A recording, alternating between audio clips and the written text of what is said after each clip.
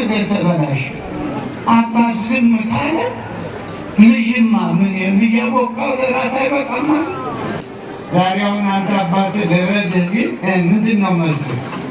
አባዬ አንተ በልተሃል ለእኔ ልረድህ። አንዳንድ ደግሞ ጣሳ ቤት እንውላለን። ቄሱም እንደዚያ ነው፣ ልጁ ደግሞ የባሰ ራዲስ ይሆናል። ካህን ሲባረክ በልጁ ይገለጣል። ሰማይና ምድርን የፈጠረ አያቱ ሐና ሰላምታ ይገባሻል።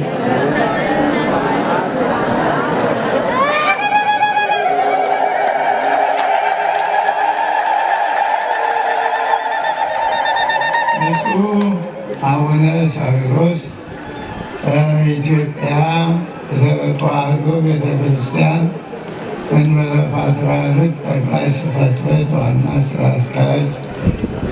እንግዲህ አህጉረ ስብከት ብዙ ጊዜ አልቆጥብም፣ ለመቆጠብ ተነግሯል። ብፁዕ አቡነ ሳዊሮስ የቅዱስ ዲዮስቆሮስ የቅዱስ ሲኖዶስ ዋና ጸሐፊ፣ ብፁዕ አቡነ ኒቆዲሞስ የምስራቅ ሐረርጌና የምስራቅ ወለጋ ሆሮ ጉዱሩ አህጉረ ስብከት ሊቀ ጳጳስ፣ እንዲሁም የዚህ ደብር አስተዳዳሪ የማነ ማነው የማነ ብርሃን። እንግዲህ ሌላውን ሁሉ እግዚአብሔርን ስም እንጂ መጥራት አንድ ጊዜ ከተጠራ ይበቃል። አሁን የእግዚአብሔርን ስም ልንጠራ ነው የመጣ።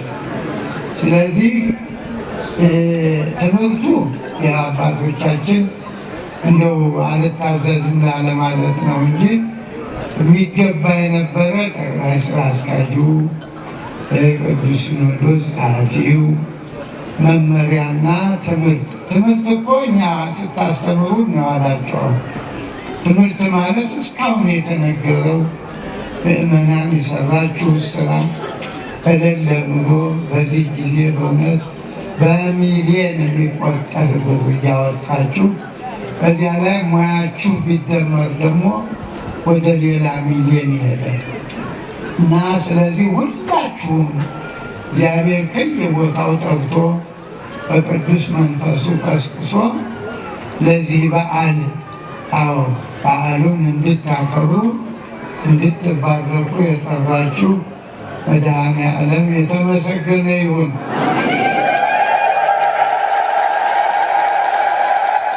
ቆዩማ ብዙ ጊዜ እልልታ የለም። ለአውቶቡስ እንኳ ትንሽ ፌርማታ ሄዶ ነው የሚቆም። በየደቂቃው ልላት በሉ። ከአማራችሁ እኔ እነግራችኋለሁ። ሃይላይቱ ላይ እንደዚህ ስል እልል ትላላችሁ። አሁን ትንሽ ትምህርቱ እንዳልኳችሁ ተምረናል። አለቃው በደንብ ነው የገለጡት። ያው እኔንም መቼ እንዳዩኝ እንጃ እንጂ ስም እያጠፉ ይቆጣሉ እያሉ ነውር ነው። መቼ ተቆጥቼዎት ነው የተገናኝተን እኮ እንዴ! ይህ እንደዚህ አይባልም። ዝም ብሎ ነውሩን ካወቀ ነውሩን ቶሎ ማቆም የሚያስቆጣውን ነገር ማለት ነው። ታዲያ ለቁጣቸው መሸፈኛ እኔን ቁጡ ነው ይሉኛል።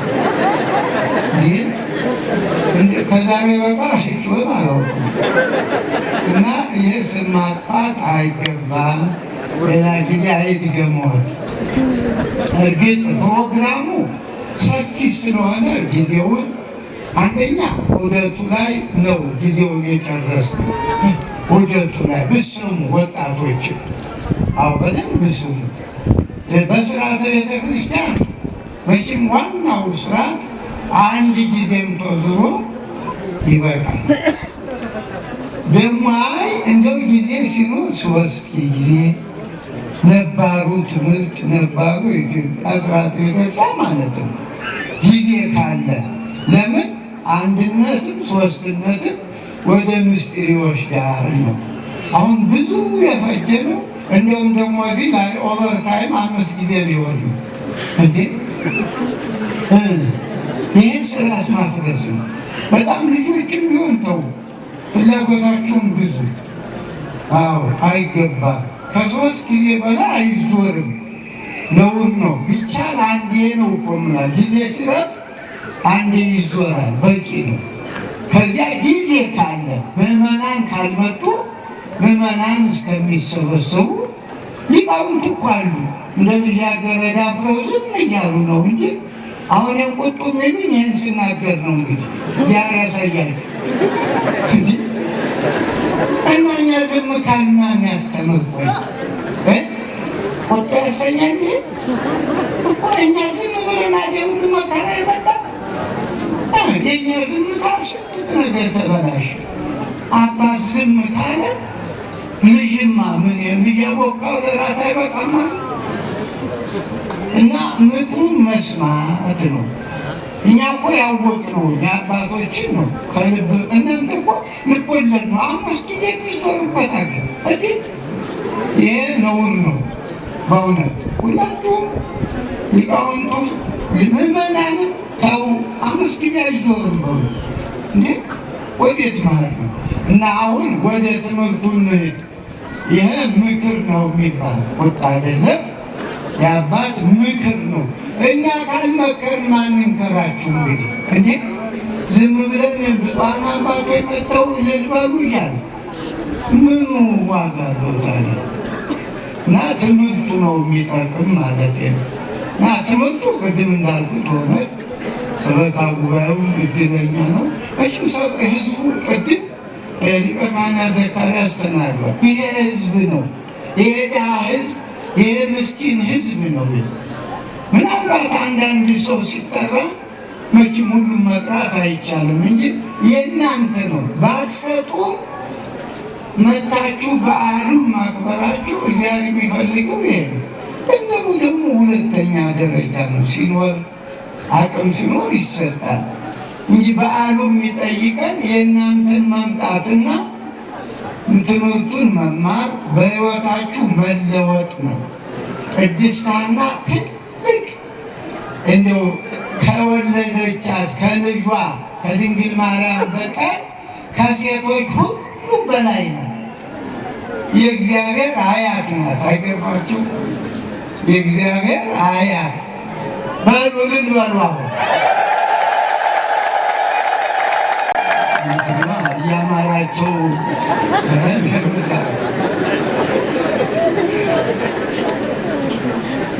እና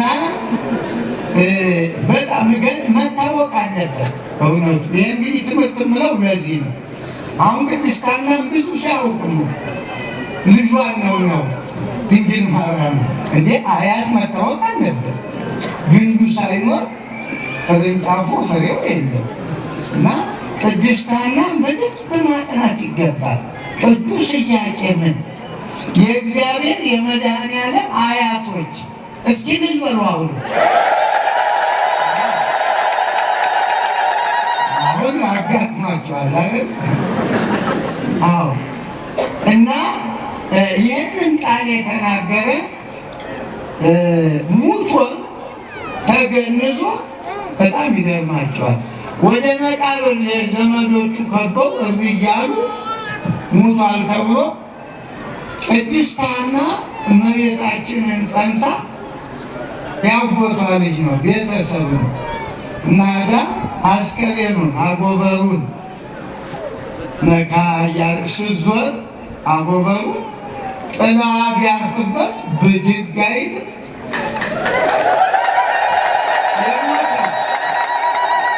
የሞተው የተገነዘው ለመቃብር ተዘጋጅቶ ያለው እመቤታችንን ጸንሳ በማኅፀኗ እመቤታችን አለ። ጥላዋ ሲያርፍበት ሰላም ለኪ እምሕውቱ ለዘገብረ ሰማየ ወምድረ። አይገርምም በእውነት? አዎ። እና የሞተው ማለት ነው እንግዲህ ይሄ ነው ድንቅ ነገር። ድንቅ ሰው ከሞተ በኋላ ተገንዞ መግነዝ ፍጥል ሳይ ቃሬዛው ነው። ዛሬ እስኪ በአካላችሁ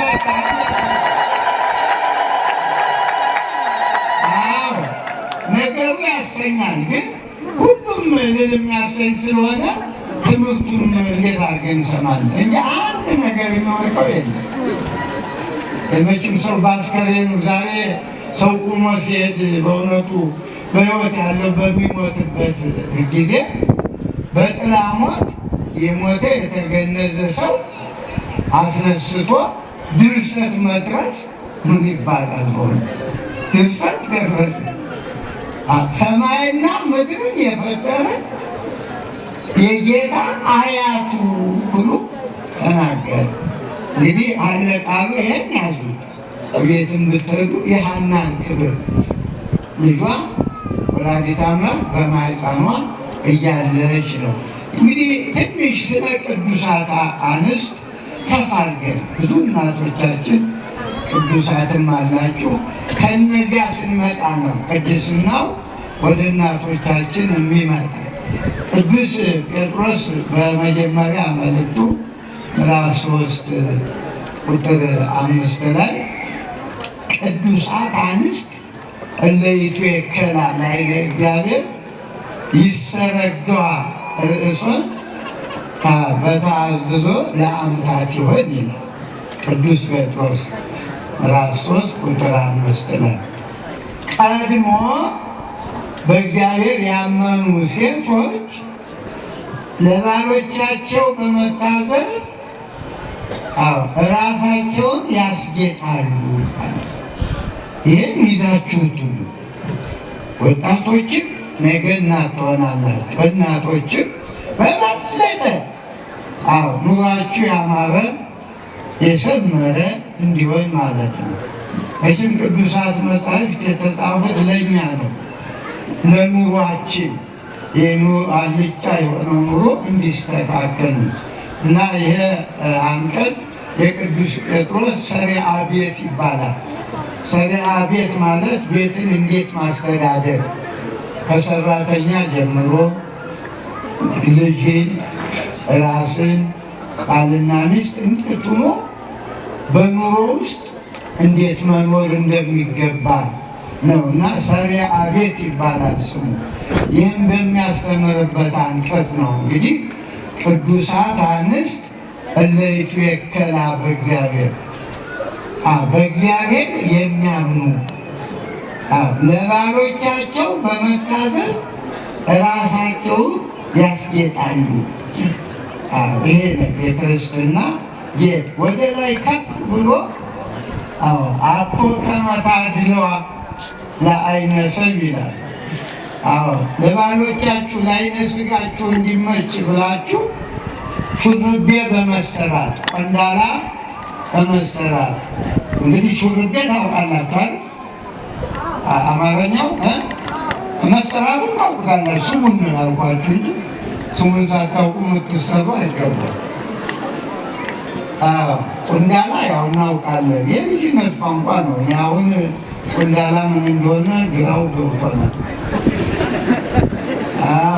ምክንያቱም ወንዱ ግራ የገባው ጠጉሩን አበላሽቶ ኩልኩል የበግ ኩልኩል እዚህ የተጠመዘጠና ጋጡ ገና ሳይጸዳ እዚያ የሚጠምበው ያቆጥራሉ ወንዱ ልጅ። ይሄ የሞራል ውድቀት ነው። የኢትዮጵያውያንም አይደለም በእውነቱ እንዲህ ያለው። ጠጉራችሁ ራሳችሁን እየበላ እኮ ነው። ዝም ብሎ እንደዚህ አይሆንም። ከዚያ ደግሞ ልጅ ታስፈራራላችሁ። ሕፃናት ይህ ሰው ምኑ ነው እያሉ ይሸበራሉ። በእውነት እንዲህ ያለውን ነገር ተው፣ ኢትዮጵያውያን ሆኑ። የውስጡን ነው አለ ቅዱስ ጴጥሮስ። ወአኮ በተሰርግ ወርቅ ወብሩር የወርቅ የብር ጌጥ በማንጠልጠል አምባር፣ ቀለበት፣ ጉትቻ በማድረግ እሱ አይደለም፣ የዓይነ ሥጋ ነው። ለኑሯችሁ አይመችም፣ ትዳራችሁን ያበላሽባችኋል አለ። ወአኮ በተሰርጎ ወርቅ ወብሩር ነገር ግን አለ አላህ በህቡ ልቡ ለሰብ ሀበ ኢይጠፍ ከተሰጠ የማይነሳው የመንፈስ ቅዱስን ሀብት እንዲያድር የውስጥ ጌጥ ለባል አሰና ግብረክን ስራችሁን ስነ ምግባራችሁን አሳምሩ።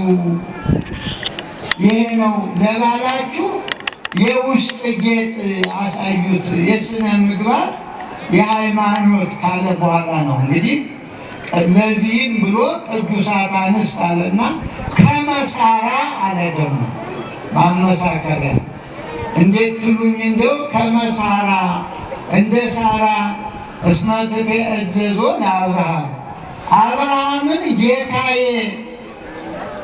ትለው ነበር። እስመ ትእዘዞ ለአብርሃም ወትብሎ እግዚእየ ጌታዬ ትለው ነበር።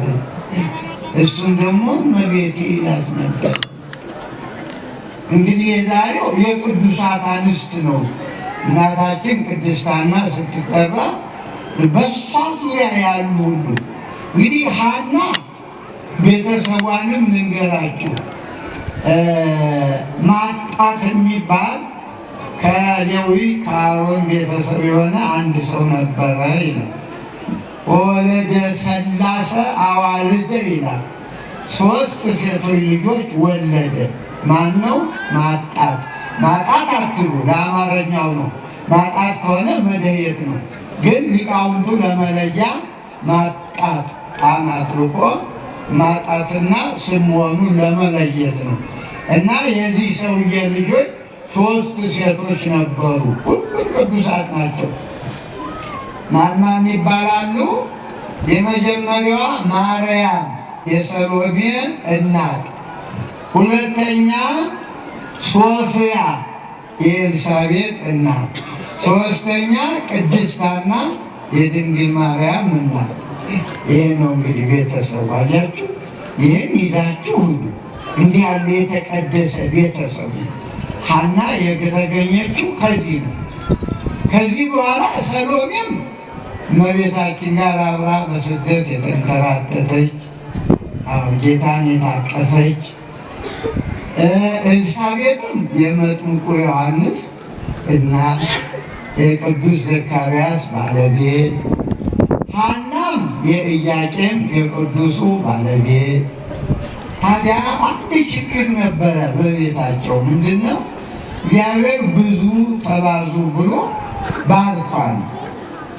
አጋጣሚ ሆኖ እኒህ የእግዚአብሔር ቤተሰቡ ብዙዎቹ ልጅ ባለመውለድ ይፈተናሉ።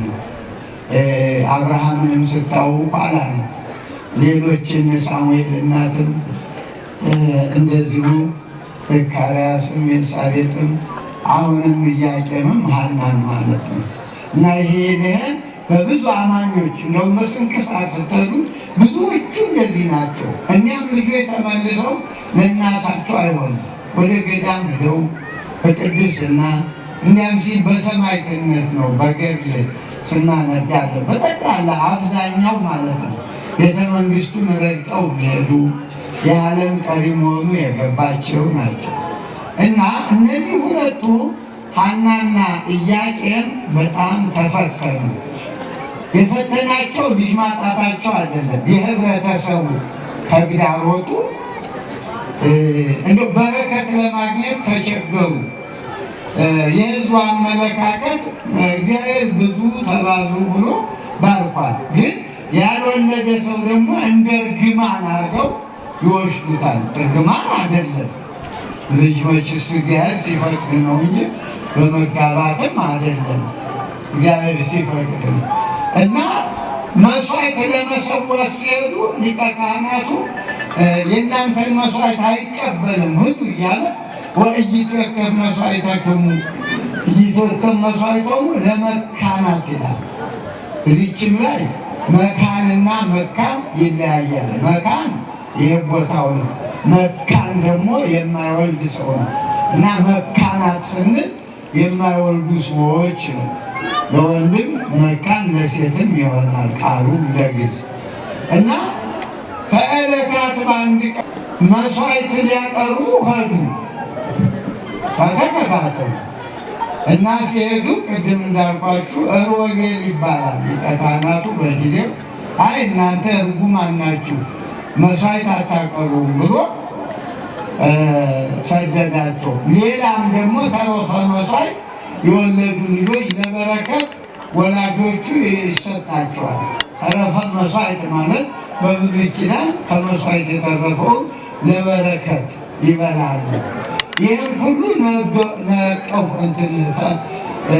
ነፈጓቸው እና በጣም እያዘኑ ሲሄዱ ወፎችን፣ ርግቦችን፣ እጽዋትን አየቻለ።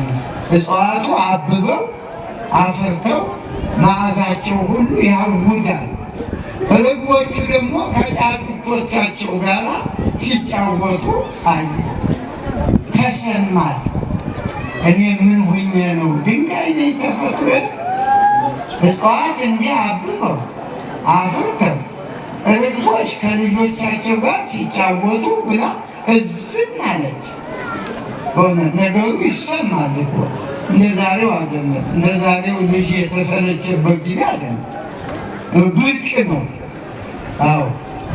እና እያዘኑ ሄደው እዛፍ ስር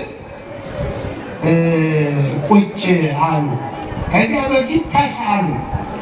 ያን ሐዘናቸው ሴት ልጅ ብንወልድ መጋረጃ የምትፈትል መሶበ ወርቅ የምትሰፋ፣ ወንድ ልጅ ብንወልድ ጋራጅ አንጣፊ፣ ልክ እንደዚህ ማለት ይሆናል ብለው ተሳሉ እና ከዚያ ሄደው ዛፉ ስር ደክሟቸው ቁጭ እንዳሉ እንደ ሰመመን እንቅልፍም አይደለም ይዟቸው ሲሄድ ህልም ያያሉ።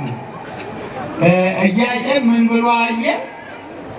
ነጭ ርግብ ከሰማየ ሰማያት ወርዳ ራሷ ላይ ስትቀመጥ በቀኝ ጆሮዋ በሐና ገብታ በማኅፀኗ ስታድር አየ። እሷ ደግሞ እሱ ግምጃ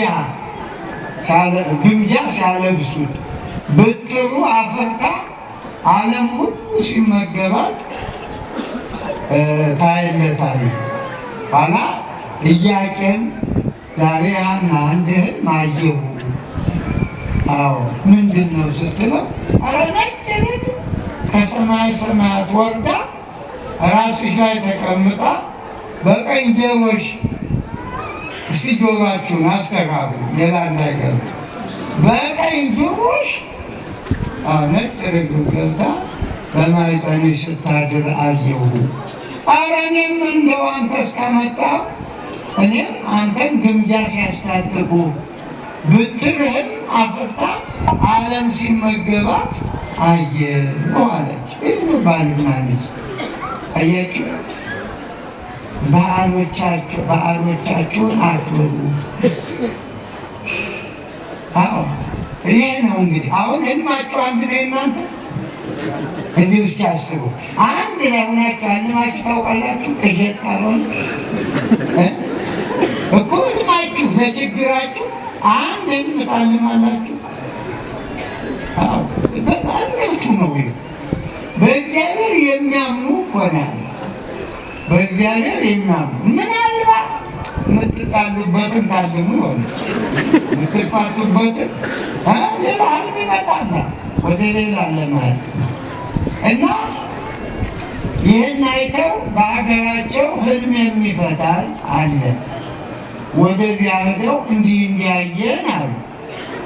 አይ ደግ ልጅ ትወልዳላችሁ አለ። እሱ ተርጉሞላችኋል።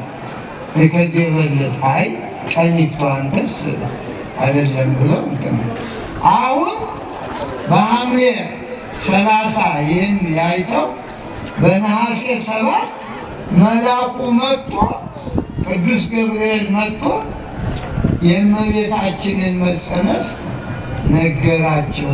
ያመፈክራሉ ተናግሯል። ግን እነሱ ምንም።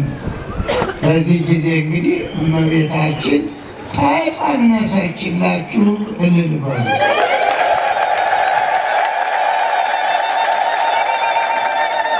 ከዚህ በኋላ ብዙ ታምራት ተደረገ።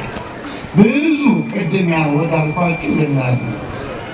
አዎ በሽተኛ ሁሉ አዎ ሐናን ሲዳስስ እንደ ሆስፒታል እንደ ክሊኒክ ሆነ የሐና ማኅፀን።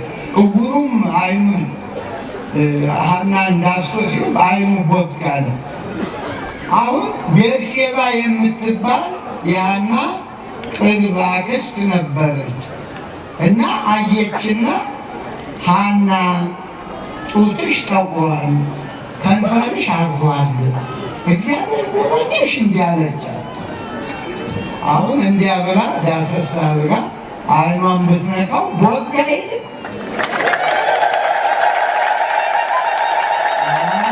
አይናቸውን ቦግ ያርግላቸው፣ ኑሯቸውን ቦግ ያርግላቸው፣ ሀገራችንን እንደው ቦግ ያርግልን።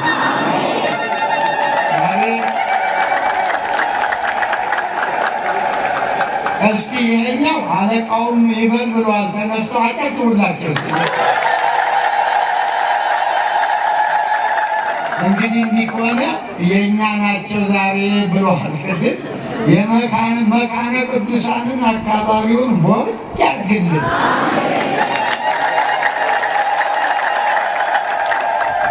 አሁን ይሄ መሃን መሆን በጣም ብዙዎች ተፈትነዋል። የሐና የእህቷ ልጅ ኤልሳቤጥም ተፈትናለች። ሐናን እመቤታችንና ኤልሳቤጥ የእህትማማች ልጆች ናቸው። ያዙ መጽሐፍ ዘመድሽ ሐና ኤልሳቤጥ ነው የሚል ግን የእህትማማች ልጆች ናቸው። ሐና የቅድስት ድንግል ማርያም እናት፣ ኤልሳቤጥ ደግሞ የቅዱስ ዮሐንስ የሶፊያ ልጅ ናት። ሐናና ሶፊያ እህትማማች ናቸው። ሐና መቁረጫ ናት። ትልቋ ማርያም ናት፣ የሰሎሜ ናት። ሁለተኛዋ የኤልሳቤጥ እናት ሶፊያ ናት። መጨረሻዋ ደግሞ ቅድስት ሐና የቅድስት ድንግል ማርያም እናት ናት። ይህን ኦርቶዶክስ ሆናችሁ ሌላ ሐረገ ትውልድ ከምትቆጥሩ እንድትባረኩ። ሌላው አሁን ግራ አጋብቶናል በእውነት እና እንደዚህ ባለው ትምህርት በዓሉ ሲከበር ቤተሰቡ እንዳለ የተቀደሰ ቤተሰቡ ሁሉም የተቀደሰ ነው እና ምን መታደል ነው በእውነት እና እግዚአብሔርም እናንተንም ቤተሰባችሁንም እንደዚህ ይባርካችሁ፣ እንደዚህ ይቀድሳችሁ። ታዲያ ይሄ መሃን መሆን ብዙዎችን ፈትኗል። ከብዙዎቹ አንዷ ምን ነው ከበዛ ቴክስት አድርግልኝ። እውነቴን ነው። አልበዛ ነው። እስኪ አንዴ ለቃል አለመብዛት አንዳንዴ ዝም ብለው ሹክ ይላሉ። ይሄ እውነቱ የሰው ተልእኮ አይደለም። ስለዚህ ተረጋጋን። ሌላ መታረቅ መጣ። እኛም ይህን ልንነግራችሁ እናንተ የምትባረኩ እኮ ነው። በሌላ ውቃው ደብልቀው በሚለው ጊዜ መጨረስ የለብንም። ብዙ ነው ይመጣል። የኢትዮጵያ ሕዝብን ሰላም ነው እንጂ የሚፈልግ ብዙ ይመጣል። ጦም እያደረ ያመጣል። እሱ እየተራበ እኛን ይመግባል። እሱ እየተራበ ልማት ያለማል። እሱ እየተራበ ቤተክርስቲያኑን ልክ እንደ ሀብታም ነው እንዲያንቆጥቁጦ። እግዚአብሔር ይባርካችሁ። በእውነት አይዟችሁ። ልጄ ማርያም ልጄ ሐና አንድ ቀን ደግሞ እግዚአብሔርን ሳስቸግሩት ቅድም ሐና ጸልይ እያላችሁ ወደ ንጉሱ ወደ ፈጣሪያችን ይሄ ጥሩ ገብቷችኋል። ወዴት እንደሚጸለይ ንጉሱ ማን እንደሆነ ፈጣሪ ማን እንደሆነ ገብቶናል። ይሄን መዝሙር ማለት ሐና በልጅሽ የቅዱሳን አበው ተስፋ ተፈጸማላችሁ። ይኸው እኮ ነው። የእናንተም ራእያችሁ ተስፋችሁ በልጆቻችሁ ይተርጎምላችሁ። በልጆቻችሁ ዛሬ ብዙ ሰው በልጁ ነው ተስፋ የቆረጠ ህልሙ የተበላሸበት እቅዱ ሁሉ ቀረ ተበላሸበት። እና እግዚአብሔር ልጅ ሲባረክ አገር ይባረካል። ቤተ ክርስቲያን ትጽናናለች፣ ትሰፋለች። እና ኤልሳቤጥ እንደዚህ መከራ በጣም ይጾሙ ይጸልዩ ታውቃላችሁ። ሉቃስ 1 ላይ 19 ጀምሮ የነሱ ታሪክ ነው። ከቁጥር 5 የሁለቱ ጽድቅ፣ የሁለቱ ቅድስና፣ የሁለቱ ጿሚ ጸላይነታቸው ነው መልአኩ የተናገረ። ደስ ይበልን ያለው ዘካርያስ ለምን ጸሎት ተሰምቷል አለ። ይጸልይ የነበረው ልጅ ስጠኝ ነው እንግዲህ። ምክንያቱም ትርጉሙ ልጅ ይሰጥቷል አለ። ምኞቱ ጸሎቱ ልጅ ነበረና ኋላ መልሶ ደግሞ ወደቀ። የጸለየው ጸሎት መልስ ሲመጣ እንዴት አለ። ደግሞ የሰው ነገር ይሄ ነው። ለምን መቀበል አቃተው? እንዲህ ከሆነማ አነ ውእቱ ገብርኤል አለ። እኔ ዲያብሎስ መሰልኩ? እኔ እኮ መልአኩ ገብርኤል እግዚአብሔር ፊት የምቆመው ነው። አዳምና ሔዋንን ያሳተው ሰይጣን አይደለሁም አለ። አነ ውእቱ ገብርኤል ዘእቀውም ቅድመ እግዚአብሔር ተፈኖከ ኀቤከ እንግድከ ወእዜኑከ። ልነግርህ የጸሎት ተሰምቶ የምስራቹን ልነግርህ ነበር እንጂ እንዲህማ ከሆንክ ዲዳ ሁን አለ። በል እስከዚያው ዲዳ ሁን። አዎ ትከውን በሐመ ወትስዕል ነቢበ። ዲዳ ትሆናለህ፣ መናገር አትችልም አለ። ወዲያውኑ ዲዳ ሆነ።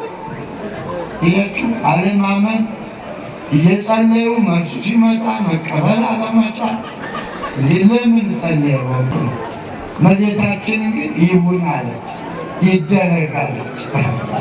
እቺ 15 ዓመት ወጣት ትልቁ አንጋፋው ካህን ዘካርያስ ይህንን ሊቀ ካህናትን አይደለም፣ ይህ ሞክሸ ነው።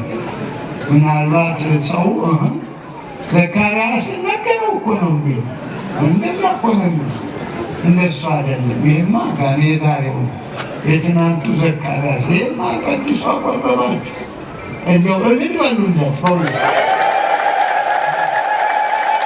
የተባረከ ካህን ዘካርያስ። ልጆቹ የተባረኩ አታውቁ ይሆናል። በእውነት በሀገር ውስጥ በውጭ ሀገር ዶክተር ልጅ ያለው የተባረከ ካህን። ካህን ሲባረክ እንዲህ ነው በልጁ።